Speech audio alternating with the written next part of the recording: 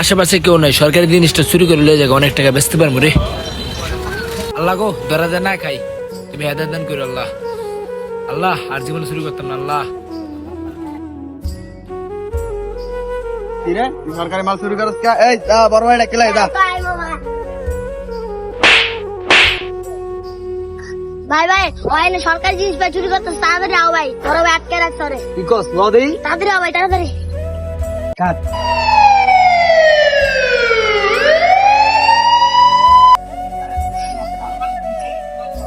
ভাই ওই সরকারি মাল চুরি করতেছে, তুমি কর। আর আজকে বাদ কিন্তু ভাই ওই সরকারি জিনিস তাই রে সরকারি মাল চুরি করছ কি? আরে স্পিড আসছে, আরে